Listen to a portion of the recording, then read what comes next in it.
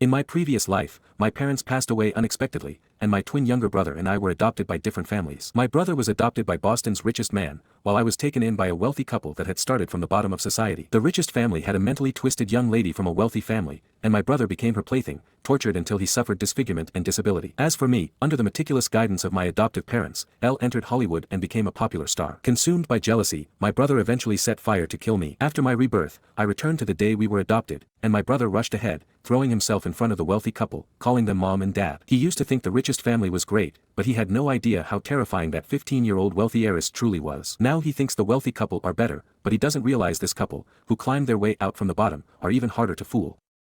After all, they created their fortune out of the chaos of the lower rungs of society. What schemes haven't they seen before? My brother's small tricks are utterly insignificant before them. In the end, my brother reaped the consequences of his actions. Meanwhile, I managed to win the favor of the Yandra older sister, who pressed me against the wall, saying, "Dear younger brother, you're not obedient, are you? Elder sister needs to punish you. Please search 711812 on Griplit App to read more. Mr. and Mrs. Johnson, please adopt me. I promise I'll be a good child." My younger brother Thor dashed forward to the wealthy couple, putting on an obedient and sweet demeanor. The couple exchanged a glance and whispered to each other, "Both of them are 10 years old and look alike. Which one should we choose?" Thor quickly began promoting himself. "Pick me. I'll surely repay your kindness." Watching his eagerness, I became certain that he had also undergone rebirth. In the previous life, as this couple hesitated between adopting one of us brothers, the richest man came in with his daughter, Henrietta. Upon hearing that the man was the richest in the world and had a beautiful elder sister, Thor quickly chose them. Meanwhile, I was taken in by the couple in front of us. But Thor didn't know that Henrietta was a mentally twisted girl. The richest man often went on business trips, leaving Thor to endure her torment. This led to his eventual disfigurement and disability, confining him to a wheelchair. As for me, the couple raised me meticulously, paving the way for me to enter Hollywood, where I became a popular star within 2 years. But behind the glamour lay dark memories I wished never to recall. As the couple evaluated me, I quickly pulled out a photograph of my late parents, tears streaming as I cried, "Mom, Dad, I miss you so much. No one could ever replace the place you hold in my heart." Mrs. Johnson's expression shifted, and she quietly said to her husband, "This child is still attached to his biological parents. Perhaps we should adopt the other one instead." Thor immediately rushed over, exclaiming excitedly, "Daddy, Mommy, I promise to be obedient." Just then, the orphanage director arrived with the richest man and his daughter. Seeing me clutching my parents' photo while sobbing, the richest man gave a gratified smile, thinking of me as a child with deep emotions. He decided to adopt me on the spot. Thor sneered at me and said, "Brother, I sure envy you for having the richest man as a dad and a beautiful elder sister." Then he turned to Henrietta and said, "Miss, from now on my brother will be your little brother. You must take extra good care of him." Henrietta ignored him but gave me a playful and enigmatic look. Thor gave me one last glance before taking the couple's hands and walking away. Watching their fading silhouettes, I let out a sigh of relief. "Thor, congratulations on paving my way into hell." In my previous life, my younger brother Thor was tormented by Henrietta to the point of ending up in a wheelchair. As for me, I leveraged my adoptive parents' resources to enter Hollywood, became a popular star, starred in a blockbuster grossing over $1 billion, and even won an Oscar award. To outsiders, it seemed like Thor was in hell while I basked in heaven. Thor thought so too. He blamed all his misfortune on me. Finally, he set me on fire and killed me, though he never realized I had long lost the will to live. The so-called heaven he desperately yearned for was, in fact, the true hell. At that thought, I glanced at Henrietta, who sat beside me. Compared to what I endured in my previous life, she was practically an angel. What elder sister wouldn't love her younger brother? Thor just couldn't handle her because he was too dim-witted. Henrietta noticed me staring at her and said coldly, "Have you stared enough?" Her face looked nothing like a normal 15-year-old girl. It was unnervingly grim and sinister. My heart raced, and I decided to proceed cautiously. "You're the prettiest girl I've ever seen. Are you really going to be my elder sister?" I flashed an innocent smile, my eyes brimming with admiration. Henrietta turned her head, a playful glint in her eyes. "Do you truly want to be my younger brother?" "Of course. I'm only 10 years old, and your father adopted me.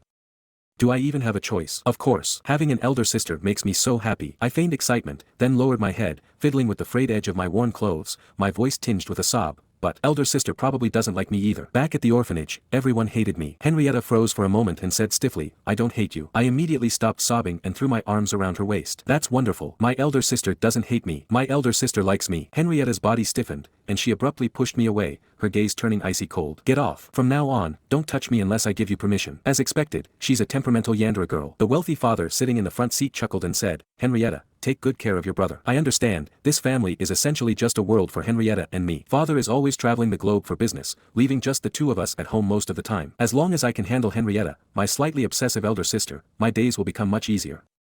When we arrived at the mansion, Father had the butler arrange my room right next to Henrietta's. From that day onward, I started my romantic pursuit of my elder sister plan. On the first day of school, I clung tightly to her arm and refused to let go, crying, "Henrietta, I don't want to be apart from you. I'm scared." Henrietta saw me crying like an abandoned puppy and, in the end, couldn't bring herself to shove me away. Ever since then, I became her #1 fan. When I was sick, I wouldn't take medicine unless she comforted me. When I couldn't do homework, I pestered her to teach me, and once I learned, I demanded a hug as a reward. I became her shadow, following her everywhere she went. 3 years passed, and Henrietta gradually grew accustomed to my dependency, no longer resisting my touch. Even the butler commented, "I've never seen Miss Henrietta care so much about someone." "Vance, you're truly lucky." I knew the time was finally ripe. That night, during a thunderstorm, I sneaked into Henrietta's bed.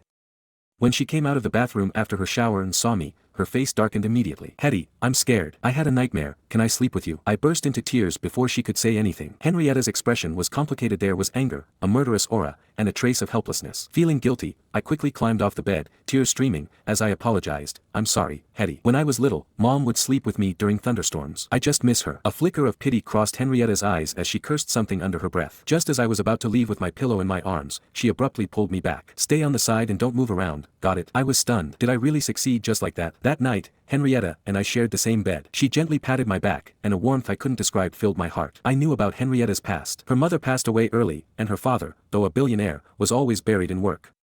She grew up starved of love. When Thor became her stepbrother, instead of caring for her, he constantly flaunted his status as a rich heir and treated her like a rival for the family inheritance. Eventually, he even tried to have her kidnapped, but she ended up breaking his leg. I resolved to use genuine love to touch the heart of this somewhat paranoid elder sister. At last, I succeeded. True familial affection had finally grown between us. "Hetty, I'll become stronger to protect you," I said sincerely. Henrietta's hand paused briefly, and then she softly laughed. "Then grow up quickly." Time passed quickly. Henrietta was already in college, and I had just graduated high school, preparing to start my university life. At my 18th birthday party, I saw Thor again. He was wearing a brand-name suit, looking dashing, but his empty eyes revealed he wasn't doing well. When he noticed my plain outfit, Thor straightened his back, arrogantly sizing me up. "Looks like you haven't been doing too well these past years.